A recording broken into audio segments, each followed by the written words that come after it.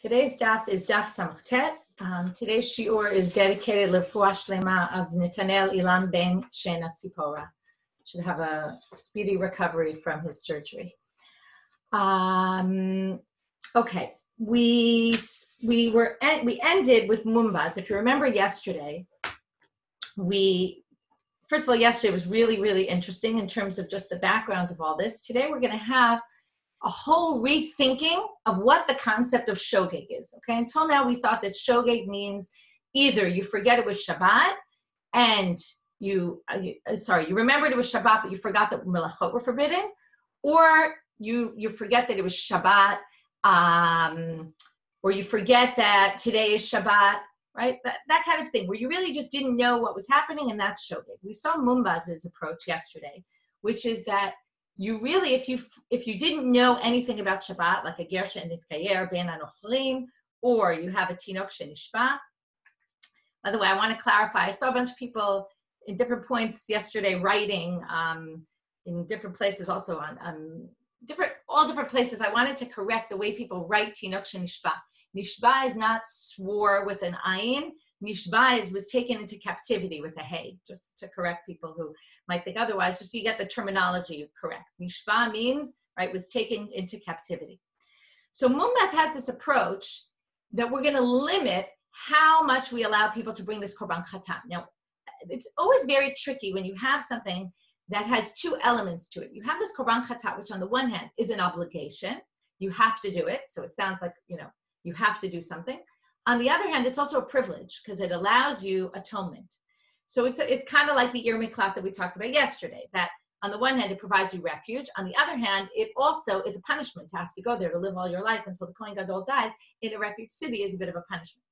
So when we say that you're exempt, to a certain extent, we're exempting you that you don't have the privilege to be able to get the atonement. On the other hand, we're kind of saying you might not need it. And that's what Mumbaz says. Mumbaz says if you didn't know anything about Shabbat at all, it's not your fault. Right? Whereas Chachamim say, what do you mean? You're responsible. You have to know. You can't just say, oh, I converted, but I never learned the halacha. How could you convert and not check into what the halacha is? That's your responsibility. Of course, with the tinok she'nishba, it's even more complicated because how is the tinok supposed to actually, the tinok had no idea maybe the tinok knew that he was Jewish, but how was he supposed to learn anything? So anyway, that Mumbaz basically says you're not responsible at all. So now we're going to talk, where we ended yesterday with what's Mumbaz's proof text, and we brought these psukim from Vayikra. It's a bit of from Bamidbar Tevav. Most of the discussion of Korban Chatat and Shkaga is in Vayikra, in the beginning of Vayikra. But there's this section in Bamidbar Tevav, which the rabbis kind of assume is talking about. It describes a Korban Chatat. It's very similar to the description in Vayikra about that you have to bring, let's say, if the whole community forgets and does something wrong, and if an individual.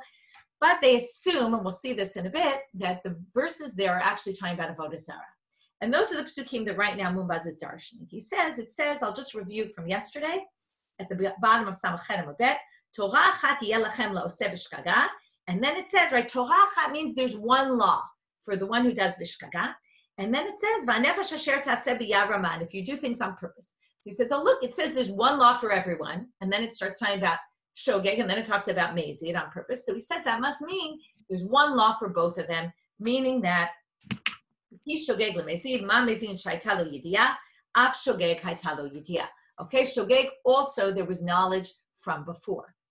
Okay, so now we're going to say, well, what does Rabbanan do with that pasuk? Rabbanan, hi Torah achat mai avdele. What does he do with that pasuk? Okay, this he uses it for what Rabbi Yoshua ben Levi told his son. Torah achat yeh lachem la'oseh b'shkaga. Uchtiv, we're now going to quote not just the two verses that we saw, but a third. Okay, it says there, we're first quoting from the two psukim we saw were Kaftet and Lamed, 29 and 30. So Torah achat yeh lachem la'oseh b'shkaga, that's 29. Uchtiv, but now we're going back a bunch of psukim to the beginning of that section, verse 22. V'chi tishku v'lo ta'asu et kol hamitzvot ha'eleh, okay, which says, right, if you make a mistake and you don't do, now notice the wording, all these mitzvot. It sounds like if you don't do all of the Torah. Now that seems a little weird. You don't bring a korban chatat for not doing everything, right? It's for not doing one sin. So we'll get to that in a minute. or maybe I'll already say right now, Rashi quotes on that pasuk, the Gemara in Horayot, which says, Zo avodah zarah. This is where I mentioned before that the rabbis say these verses are talking about avodah zarah, worshiping idols. This is avodah zarah shehi shkula kechol mitzvot. There's a special korban chatat. You give a different korban chatat if you're a community who does idol worship accidentally, or what could it be accidental? Theoretically, again, it all depends what you call shkaga. But if we use our general, what we understand to be words of shkaga, what we think, so you didn't know that it was forbidden to do avodah zarah, or you knew it was, you didn't know that what you were doing is defined as avodah zarah, right? That maybe you didn't realize this act is idol worship. So when they take this pasuk, kol mitzvot, they say, well, it's clearly not all the mitzvot. It means something that is just as bad as if you did all the mitzvot. And what could that possibly be? That's idol worship. So if someone accidentally does idol worship, or the whole community does idol worship, they have a unique sin offering that's different from the regular sin offering. Okay, and that's what the verses in Bamidbar are talking about, according to this Braita. Uchtiv v'hanefesh asher taseh biyad rama, and then it also says if you do it on purpose. So what did they learn from those three verses? And again, our whole question was, if Mumbaz learns from there that Shogeg and Mezid are the same in the sense that you have to have, remember, what did he say? You have to have knowledge. If you didn't have any knowledge, you don't bring a Korban Chatat. You had no idea that you didn't even know anything about Shabbat. Well, you don't have to bring a Korban Chatat. Come the rabbis who think you do, and they said, Hukshu kulam lavodah zarah. They learned something else from those verses entirely. Torah achat means all these have the same law, and they're all like avodah zarah. How so? Ma lahalan davar shechayavin al zdono karet u'shigato chatat, av kol davar shechayavin al zdono karet va'al shigato chatat. This is a very basic law in laws of a korban chatat. When do you bring a korban chatat? You bring a korban chatat when it's a sin. When do you bring a sin offering sacrifice?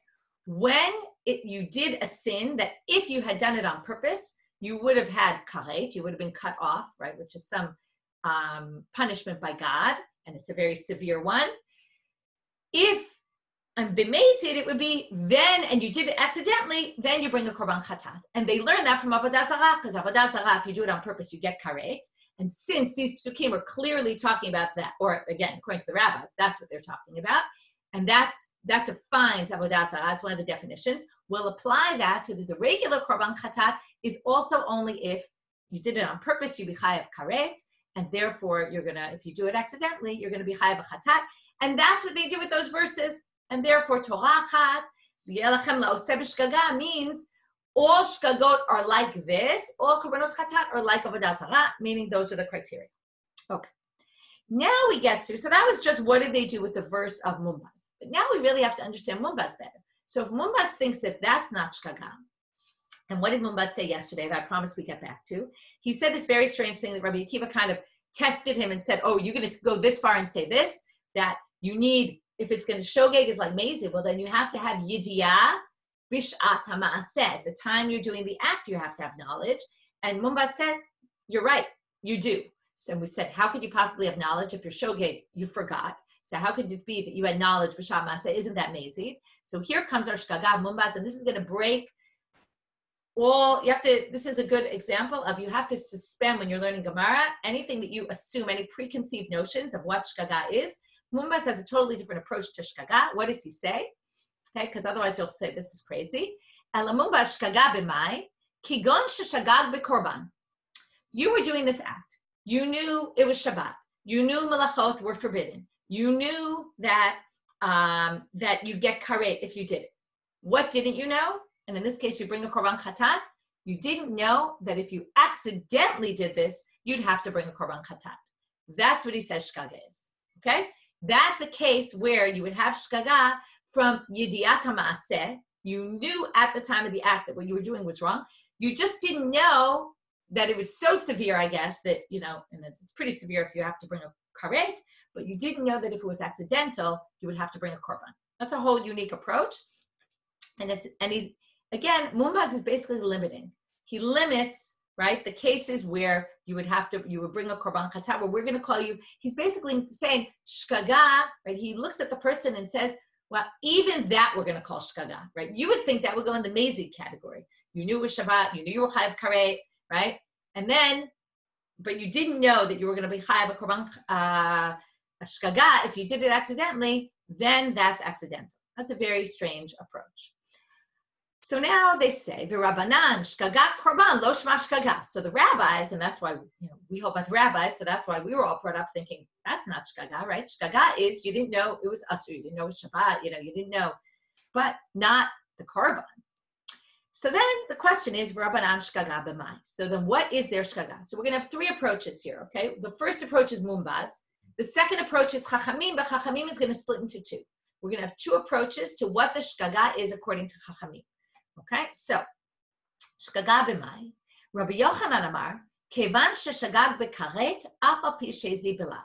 Rabbi Yochanan's view of chachamim is that it's actually a little bit similar to mumbaz. You can have yediyah that what you're doing is wrong, and it can still be called shkaga. In what case? If you didn't know how severe what you're doing was. You didn't know that you're chayav karet. Okay, you didn't know that it was such, right? Now, we always talk about mitzvah kala kevachamura. You should be careful about all of them as if they're the same. But this is basically saying no. If you don't know the severity of what it is that you're doing, because you didn't know that you're going to get karet, then that's considered shkaga. Okay, and in that case, you could bring a korban shkaga. But, right, he's basically, again, limiting a little bit because he's saying if you knew, right, according to this, 1 minute, if you knew, right, you have to know this asur, right. What he's saying is a little bit like mumbaz, that there has to be a knowledge that it's forbidden. You know it's forbidden, you just didn't know how forbidden it was, right? What scale of 1 to 10, how severe this is. But there does have to be somewhat of knowledge, right? Everyone agrees there has to be some knowledge. It's just a matter of how much or how little knowledge you need to be chayav a korban chatat. Rish Lakish Amar, he's more to the other extreme, ad sheyishgog belav v'karet. No, you have to have shkaga, you can have, right? It's shkaga belav. You didn't know it was asur. Okay? You didn't know that it was asur to do this. And you didn't know that you were chayav karet. Now, some people say you don't really have to add the karet, because if you didn't know it was asur, obviously you don't really know, you don't need to know that it was karet. But Rish Lakish says, as long as you didn't know, if you didn't know it was asur, you can already bring a korban chatat, right? Whereas Rabbi Yochanan and Rish Lakish and Mumbaz would say you don't even bring a korban chatat if you didn't even know it was asur. Now, there's a debate within Rish Lakish, which is also an interesting debate. When he said Yishgog Belav, does he mean that you didn't know it was asur at all? Some people say, no, you didn't know that it was a lo taseh. You knew that you're not supposed to do this, but you didn't realize that it was a lo taseh in the Torah. What exactly that means, you didn't know. Anyway, but there's an interesting debate about him. Again, it's all a matter of how much did you know or didn't you know, okay, on the scale of, 1 to 10 of how much knowledge. So now they say, my Tamid Rabbi Shimon ben Amar Rava. Sorry, Rava says, my Tamid Rabbi Shimon ben Lakish. What's his logic? Amar Krau, where does he get it from? Really from the pasuk. Asher lo te'asena v'ashem. Okay, here's a pasuk. This is in Vayikra when it talks about the korban chatat. It says, right, I told you that's the basic place where it comes, not in Bamidbar Tevav. B'nefesh echad techta b'shkaga. I'll read you the whole pasuk, and we're going to darshan in the beginning of this pasuk in a minute. If one person, right, as opposed to there's if the whole community, if the beitin, there's a list, if the nasi, and then it gets to if one person, an individual. Okay, a person from among the people of the land. We're going to darshan this in a minute. That he did one of the mitzvot. Okay, what does it mean? Asher lo te'asena v'ashem. The pshat of this pasuk is hard to understand. The drasha is also hard to understand. But anyway, Rish Lakish comes and says, Asher lo te'asena v'ashem. What does that teach you? Ad sheyishgog v'la b'karet sheba. Asher lo te'asena means a lo ta'aseh. You had to have shkaga about not knowing that it was asur. Okay, Asher lo te'asena. You didn't know that it was a lo ta'aseh not to do this. So then they say, just like they did before with Mumbaz's pasuk. So what did Chachamim do? Now they're going to say, Rabbi Yochanan, Hai krad Rabbi Shimon ben Lakish, my avidle. What does he do with this verse?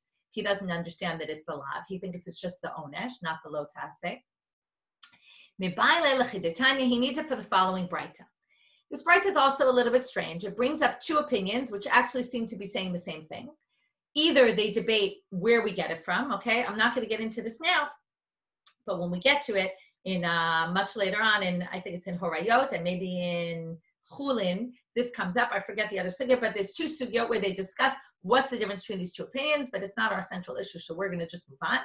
But basically what we're going to say is that Rabbi Yochanan matches the second opinion in this Braita. Okay, because this second opinion in the Braita uses this verse to teach some other halacha. So what's the halacha here? L'chiditanya. Me'ama aretz prat lemumar. Who can bring a korban chatat? Me'ama aretz. Okay, the first drasha is based on the fact that whenever we say me'ama aretz, me means from. From always means some of and not everybody. So it's going to say some of people from the community, but not everybody from the community. Not everyone can bring a korban chatat. Who's excluded? A mumar. What's a mumar? A mumar is someone who doesn't keep halacha in general, doesn't have an interest in keeping halacha. If this person isn't interested in keeping halacha, then if they say later, oh, I found out I did this wrong, and they want to bring a sacrifice, well, we don't allow them to, because if they had known back then, they wouldn't have not done it. They don't care about keeping halacha, so we're assuming they would have done it, and therefore they are not allowed to bring a korban chatat.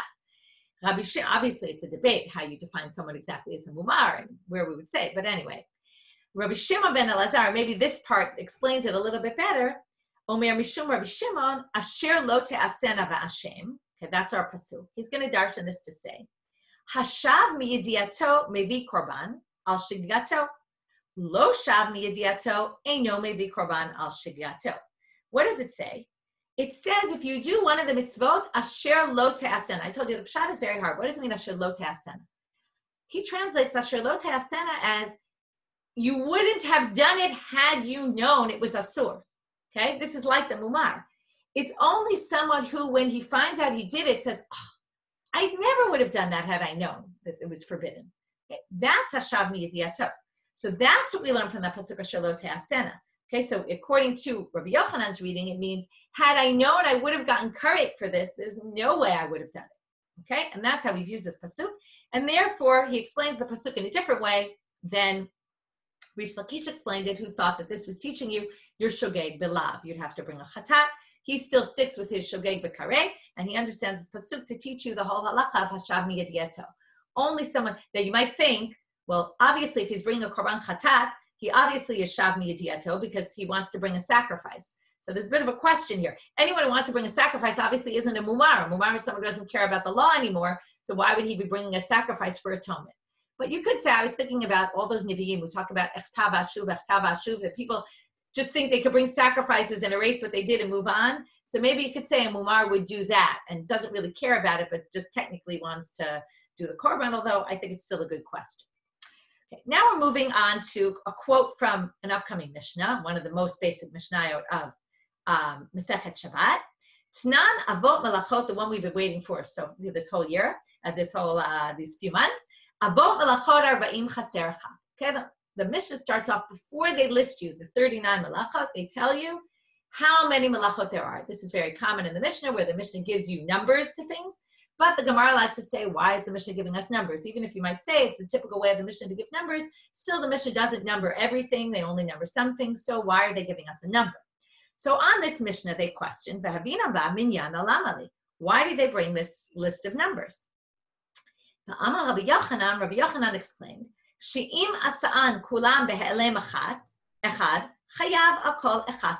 now we know why did we bring this. Why does this Mishnah come up in our parak? Because our parak is discussing how many korbanot chatat you bring for various things you did on Shabbat. So if you, let's say, didn't know, you had some sort of shkaga about Shabbat, you didn't know it was Shabbat, or you didn't know, something like, you didn't know the malachot or asurot, and you did all of them, all the malachot, all 39 of them. It could be over a course of time. Helei machat doesn't mean in one moment. It means until you found out, between the time you did it, until the time you find out that all of this is forbidden. Again, depending on what category of shkaga we're putting you into, what you didn't know and everything else. But if you do them all, you're chayav al kol echat ve'echat. It tells us 39 because it wants us to know that you could theoretically be chayav 39 chataot on Shabbat. If you did every single malacha in some sort of shkaga, which we're going to see what this is, in one shkaga, you could theoretically be chayav 39. So now the Gemara says, what would be the case? It can't be that you forgot it was Shabbat, because we already learned. If you forgot Shabbat and you did all the malachot, you'd only bring one chatat, because you really just forgot Shabbat. So it would have to be Zadon Shabbat. You knew it was Shabbat. You knew it was forbidden to do stuff on Shabbat. This shigigat malachot, but you forgot all about the malachot, and you forgot all 39 of them. Okay, so this is a little bit strange. Bishlam ala Rabbi Yochanan. Well, according to Rabbi Yochanan, now that we're going to basically bring a question on Rish Lakish. Remember what Rabbi Yochanan and Rish Lakish said. Rabbi Yochanan said, Shagag b'karet, even though you were mezid about Shabbat. So what does he say? It makes perfect sense according to Rabbi Yochanan. Because the Amar kevan sheshagag b'karet afal pi shezi belav. Since he said the shgaga is karet, even though you were mezid in the lo taseh, mishkacha la kigon. Remember, mezid is you did it on purpose. Mishkacha la kigon. What would be the case? Yadala Shabbat belav. You knew it was asur Shabbat. You knew it was asur to do the 39 melachot, but what didn't you know? You didn't know that it was karet if you got it. Now we have a perfect example. Ela Rabbi Shimon ben Lakish Amar ad shishgog belav ubekaret tiyadalei l'Shabbat b'mai. How could you have zadon Shabbat without having knowledge of the lav? Rish Lakish says you have to know there's a lo taseh. Now, what kind of understanding could someone have about Shabbat without knowing that the melachot are asurot? It's not possible. Okay? And he says you have to not know that the melachot are asurot. So how could this Mishnah with the question on it and the answer given to the question on the Mishnah make any sense according to Rish Lakish? So here's his interesting answer. What kind of knowledge do you have about Shabbat that's not the melachot? Because you have to say you knew something about Shabbat without knowing the melachot. Now, by the way, one possible example, and this is going to come up later in the daf, not related to this, is maybe it's the ases of Shabbat you knew. You knew that you're supposed to rest on Shabbat, or that, b'yom shvi'i tishbo. You knew that you're supposed to make kiddush, havdalah, things like that, and you just didn't know it was asur. Could be, but I don't think you would call that zadon Shabbat. It doesn't make sense, the word zadon. Zadon means you did something b'mezid, right?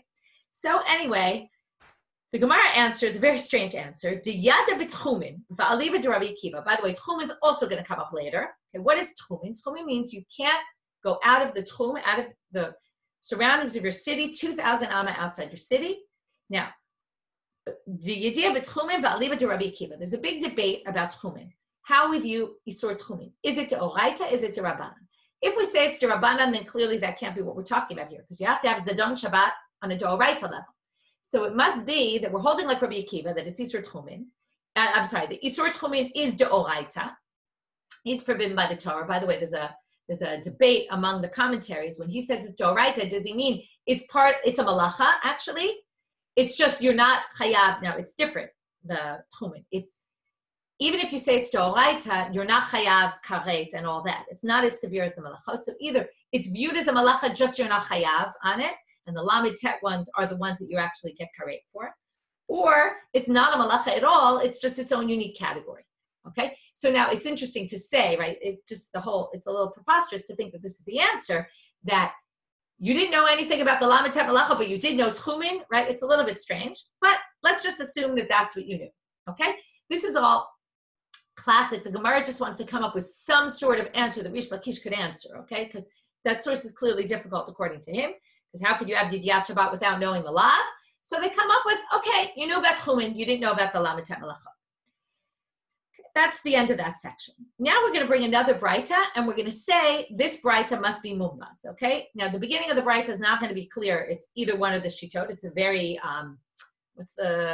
very non-committal in terms of the machloket between Mumbas and the rabbis about, is it Shagag b'korban, or is it Shagag b'lav or karet?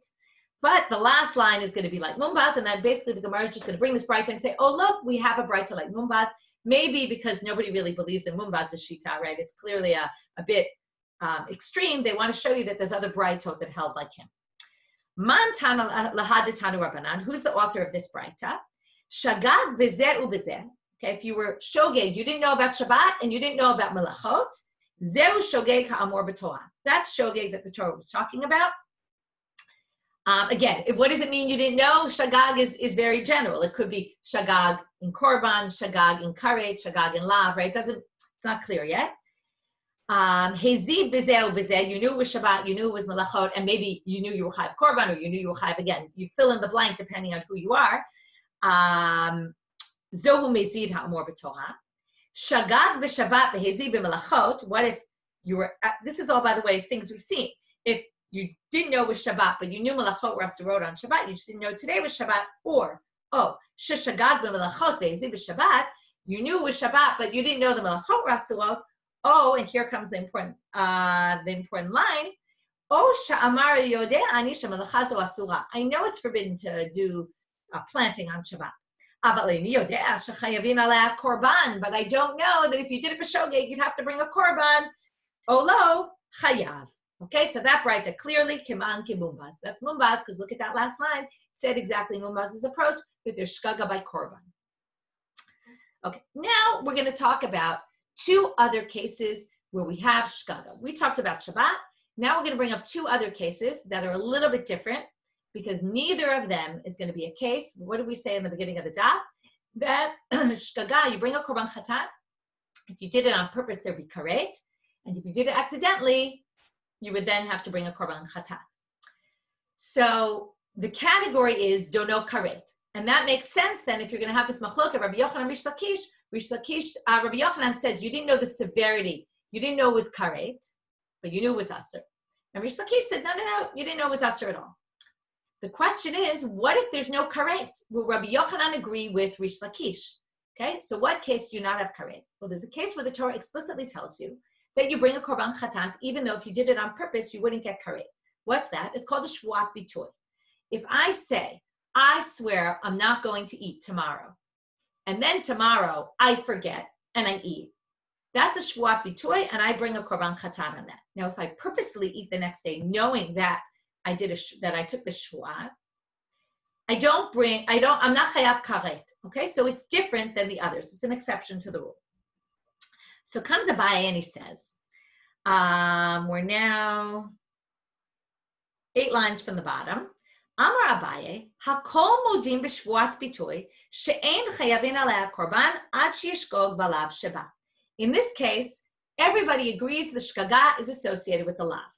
Now, everyone agrees it's a little bit tricky. Everyone agrees could be mumbaz in the rabbis, okay? Or everyone agrees could be Rabbi Yochanan and Rish Lakish within the rabbis. I just want to review again.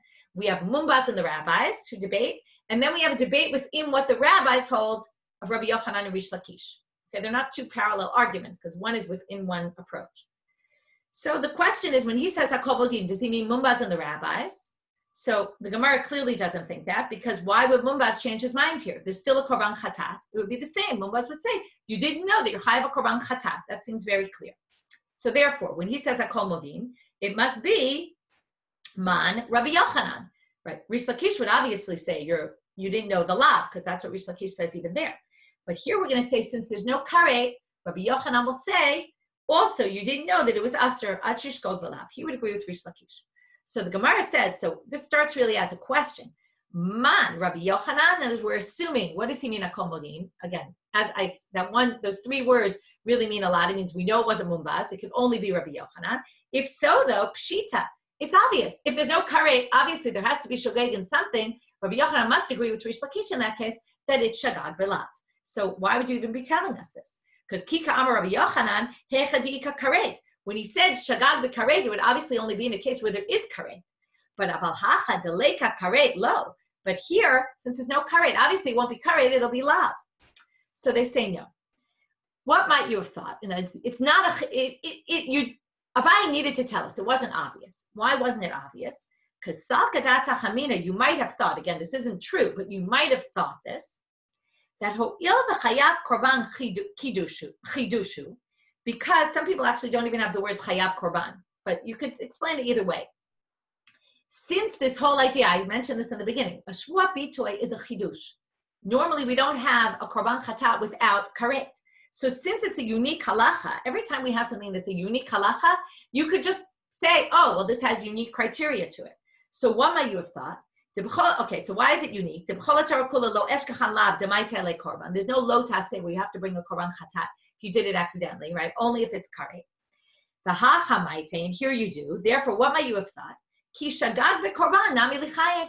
Maybe you're going to be chayav on shgagah for the korban. Maybe Rabbi Yochanan would agree with mumbaz in this case.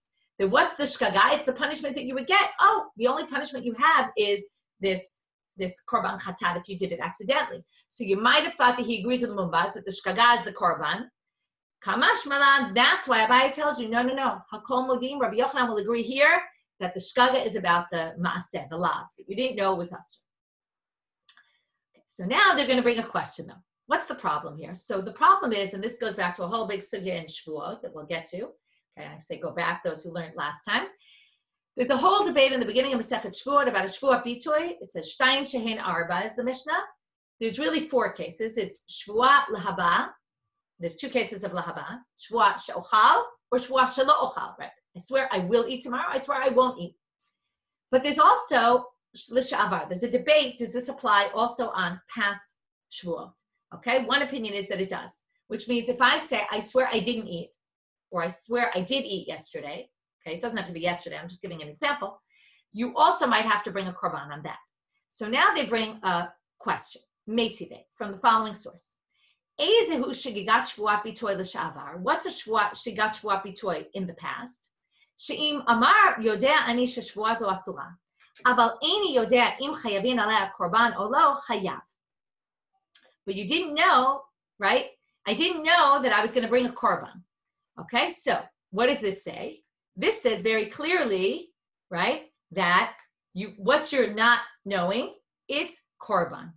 So what do you see? That seems like it's the shkaga is korban, and that goes against what we just said, that Al Kol Modim, Rabbi Yochanan and Rish Lakish, both are modeh that that's the case. Okay, so now, what do we say? Very simply, Hamane Mumbasi. Oh, that doesn't bother us. That's Mumbaz's approach. And Rabbi Abai was only talking about within the rabbis. So it doesn't bother us. The source that specifically mentions the shkaga is korban because this is Mumbaz. Next case. Ba'amar Abai. Hakol modim. By the way, maybe I should explain a little more about the Shvuah L'Shaval. Let me just read this Rashi with you. It's a very interesting Rashi. This explains the differences between the Shvuah Bito, the Sha'avar, and Lahaba. Bishlama, we understand shogeg when it comes to Lahaba. Why? Kigon Shala'ochal, right? What shkaga? Well, the next day when I go to eat, I don't remember that I that I took a Shvuah. I didn't remember that I said it. That would be shkaga. But L'Sha'aval, what's the shkaga? If I say I didn't eat yesterday, right? So either I know I ate yesterday, or what he says is like this.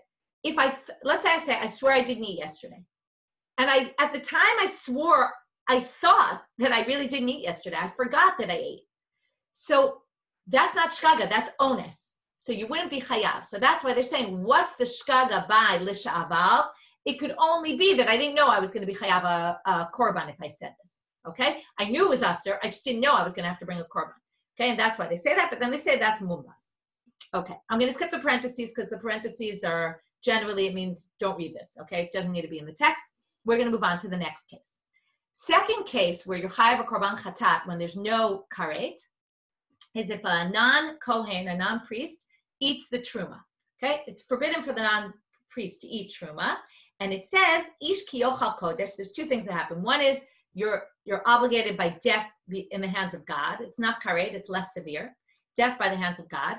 And also, the asaf chamishato alav v'natan lekohen et hakodesh. You have to return the value of what you ate, plus an additional 5th, which we call a 5th milivar from the outside, which means that once you add it, then the amount that you add is actually a 5th of the total, which really means it's a quarter. Okay, I'll give you an example. If you have 100 grams, let's say, and so you have to return 25, you have to add 25, which is really a quarter of 100. But once you have 125, 25 becomes a 5th of 125. Okay, that's the easy example to understand. So now, what happens in this case? Amar Abai is going to say the exact same thing. It's going to be the same structure as the previous sugya. Hakol modim b'truma she'ein chayavin alei chomesh ad sheyishgog balav Shabbat. Everyone agrees with truma that you don't have to pay the chomesh until what's the shkaga? Balav Shabbat. You didn't know that it was usher to do this, okay, for the zar to eat truma. So, again, hakol modim man, why, right? Again, you would say, Mumbaz obviously would say it's still shigat korban because there's a korban. So it must be Rabbi Yochanan, but again, the Gemara says pshita, that's obvious. So they say no, because ki amar Rabbi Yochanan, hechadika karet, hechadaleka karet lo. Oh, sorry, that's part of the pshita. You would say it's obvious, why? When Rabbi Yochanan said you have to have shigat karet, that's only when there's karet. In this case, there's no karet. So obviously Rabbi Yochanan will say, oh, if there's no karet, well, we'll drop down to knowledge of the lav, and therefore that's obvious that they would think it's the lav, and therefore what's your chiddush? So they say, no. What did Abai mean? Because ma'u detema, you might have thought, mita bimkom korban omedet. L'chi shagad b'mita nami l'chayev kama shmanan. Here, as opposed to shidgat bitoy, which was just a lav and there was no punishment, if you did it b'mezid, here we have a punishment of death. It's not karet, but it's death. So you might have thought, Rabbi Yochanan will just take out the word karet and put in mita b'dei shamayim, right? Your shkaga has to be that you didn't know you're obligated by death by the hands of God. Comes Abaye to teach you, no. When there's karet, it shidgat karet. When there's no karet, it drops to lav. And you need, or it doesn't drop, it moves to, the shkaga is the lav. Okay? But here now, in this case, we have an alternate approach. Rava comes and disagrees with Abaye, shocking, right? Often disagrees with him. Rava amar mita bimkom karet omedet, v'chomesh bimkom korban kai.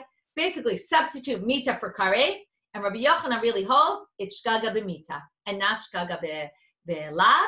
And therefore, we're basically going to say, right, since mita comes in place of shkaga, we're going to basically say, and the chomesh is in place of the korban.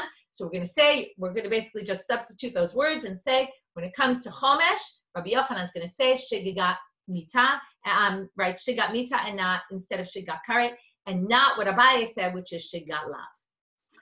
I'm a Rav Huna. Now we get to a really interesting case. Okay, there's the parak of Gefet came out this week on this topic. Recommended listening if your Hebrew's good. Again, they analyze the Tosfot all about what if you're stranded on a desert island and you have to make your own Shabbat. How do you make it?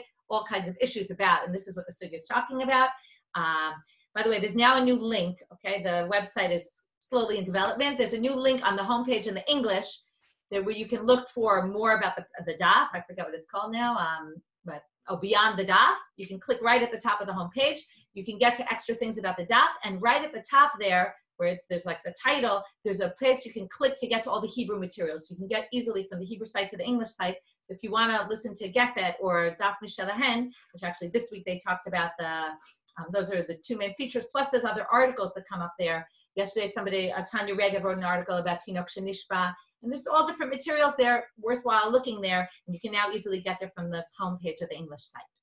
Okay, moving on now. So Amar Rav Huna, Hayam mahalech b'midbar ve'eno yodeh ematay Shabbat. Classic case, you get stranded on a desert island, or in a desert according to this, and you don't know what day Shabbat is. So what do? Moneh shisha yamim u'meshamer yom echad. You basically start your count from scratch. You say, okay, today's day number 1, tomorrow will be day number 2, you get up to 6, 7th day is Shabbat. Chiur barav omer meshamer yom echad u'moneh shisha. You do the reverse. Now, it's not exactly the reverse, because you can't say today's Shabbat because you're already in that day and you haven't dedicated it as Shabbat. So tomorrow you say a Shabbat, and then you count 6 days after that, and every 7th day you're going to make it Shabbat. V'mai kamiflage, and here there's an interesting machloket. Mar savar kebriato shel olam, umar savar ka'adam harishon. Okay, one holds it's like briat ha'olam, where 6 days and then the 7th, and the other one holds ke'adam harishon, which is right like man was created on day number 6. So the first day after he was created was Shabbat. So therefore, you take your next day and you make it into Shabbat. I saw, by the way, Talking Talmud is now going to be, there was a bit of a backlog, but now they're going to be posted regularly on our site, hopefully. So it's already on there for today, and it's about Adam HaRishon, I noticed. I didn't really notice all the content, but a worthwhile listening to also. So now we're going to say, so that's the root of their machloket, made today, but now we have a contradiction. Hayam halech baderech ve'eno yodeh ematay Shabbat. Mishamer yom echad l'shisha. So this Braita says, and it's going to go against Chiur barav, the Braita says, you're on the way, you don't know what to do, you have 1 day for every 6. Now, 1 day for every 6 sounds like count 6 and do 1. So my lav, is it not moneh shisha mishamer yom echad, which is the Rav Huna's approach? No, mishamer yom echad moneh shisha. What do you mean? You could say it's the reverse. You could say it's for 1 for every 6, but every 6 is you count 1 and then count 6 and every 6 going forward. So then they say, no, that doesn't make any sense. Mishamer yom echad l'shisha. It shouldn't say the words, which it did say, mishamer 1 for every 6. It should say mishamer yom echad u'moneh shisha. Should have said you do 1 day and then count 6. Mibayle. That's what it should have said. Second question against this approach of Chiur barav is ve'od Tanya, and there's another Braita that says, or ve'od, and additionally, Tanya, there's a Braita that says, Hayam alech baderech o b'midbar, ve'eno yodeh ematay Shabbat, moneh shisha mishamer yom echad. That seems very clearly Rav Huna's approach, and again, if you have a Tanaitic opinion that supports yours, you can knock out the other shita, and in fact, the Gemara says, tiyuvta de Chiur barav tiyuvta. Okay, in fact, his shita is really knocked out. Here comes, what are you supposed to do though? So it sounded like every day you treat as a regular day, and Shabbat you treat as Shabbat. But now we're going to see that that's not really the case.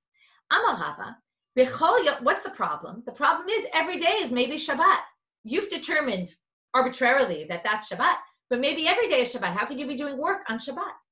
So b'chol yom vayom oselo kadei parnasato bar mehahu yoma. Okay, so now they say like this. Every day you can only work exactly what you need. Any extra is problematic. And as we allow you to survive because pikuach nefesh is zocheh Shabbat, but no more than what you need for that day. Except for the one day you say is Shabbat, then you totally stop from malacha. Okay, well, there's a big basic problem there. Hahu yom limut, you're going to die then if you don't have any food to eat for that day because you're not allowed to work extra any other day. So they say, we allow you the day before that you claim is Friday to work double. Sounds like the man. But they say that doesn't work because but maybe that day is actually Shabbat and then you're doing extra work. So that doesn't work. So now they reinterpret. They say, okay, it can't be. We actually allow you to work every day, just exactly what you need to survive, as if every day is maybe Shabbat. So now what's the problem? If that's the case, well, we just said that you're making one day Shabbat. Well, how is this day different than any other day? So how are you going to make Shabbat any different? This is fascinating, right? This is what they talk about in the Gefet, that it's all about what you make of Shabbat, right? It's the positives, right? Often we focus on all the negatives, and in fact, in the second Shabbat, it's mostly what they're talking about. But there's positives, right? There's Kiddush, there's Havdalah, there's making Shabbat your own, right? You make it with the assets. Amarava, im hayam makir miktsat hayom sheyatza bo, oseh melacha kol hayom. Oh, by the way, there's a really fascinating Tosfot here. Oseh kadei parnasato. Tosfot says, very fascinating. I told you we get back to the Erev Tchumin. He says when it comes to Tchumin, you can walk every day, even though it's maybe Shabbat, you're allowed to walk outside the Tchum. You can walk more than 2,000 amma. Why? He says, except for Shabbat. It's another difference we're going to have between Shabbat and the other days. Only on Shabbat you can't walk more than 2,000 amma. Why? He says, you'll never get back home. So we allow you, what's the problem with never getting back home? Why do we care? Well, because you're going to be Mechalel Shabbat all this time until you get back home. We want you to get back home as quickly as possible. So we allow you to walk outside the Tchum so that you can hopefully get home. Otherwise, you'll never make it. Anyway, it's an interesting Tosfot. So now, Rava says, let's say you remember, the one thing you remember is the day you left. You still can keep track of that. So then, that day of the week, you count every 7 days on the 8th day, right? Every week, you can do malacha that day because you know you didn't leave your house on Shabbat. Nobody goes traveling on Shabbat. So the Gemara says, Pshita, that's obvious. Why do you even need to say this? Ma'u detema kevan de Shabbat lo nafik, b'male shabta nami lo nafik. You might have thought to say that since clearly you didn't leave on Shabbat, you might have thought to say, well, you clearly didn't leave on Erev Shabbat either, in which case there's 2 days a week, right, where we know that it's not Shabbat. And as we know, one day is Friday and one day is Shabbat, we would allow you 2 days. Maybe we could allow you to do 2 days of malacha. No, sometimes you might actually, if a caravan comes by, right, it's not so common. It's not like nowadays you get a taxi, you get a bus. It was harder to travel in those days. It could have been a caravan came by on Shabbat and on Friday and you'd hop on. So since you could theoretically travel on Shabbat, we don't assume that you definitely didn't travel on Friday. We don't assume that you didn't travel on Friday. We only assume 1 day a week, and that allows you 1 day. Okay, I wanted to go a little farther, but we'll stop here. We'll pick up with this tomorrow. This is already a new thing, so we've ended that part. We're going to move back to the Mishnah and try to get the source for how we know that you could be chayav for every Shabbat, and sometimes you could be chayav only for one Shabbat, and they're going to darshan it from some psukim in the Torah, and we'll start with that tomorrow.